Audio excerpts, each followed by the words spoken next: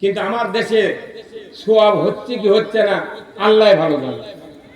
কারণ প্রত্যেকটা গ্রামের 15.5 আনারও বেশি মানুষ কিস্তির টাকার সাথে জড়িত।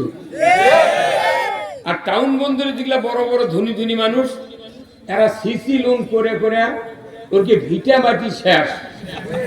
কথা বলে গেল, সুদের অর্থনীতি যে দেশে চলে, যারা মানে কারো ঈমান থাকে না। সুদ হারাম করেছেন কে? আল্লাহ।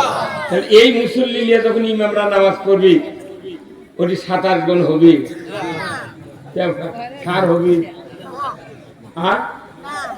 তাহলে এমপি নির্বাচনের সময় সবাই তো পোস্টার লেখে যে অমুক নেতার চরিত্র ফুলের মতো পবিত্র, নামাজ পড়ে না 1 ওয়াক্ত, গাঁজা খায় 22 ওয়াক্ত।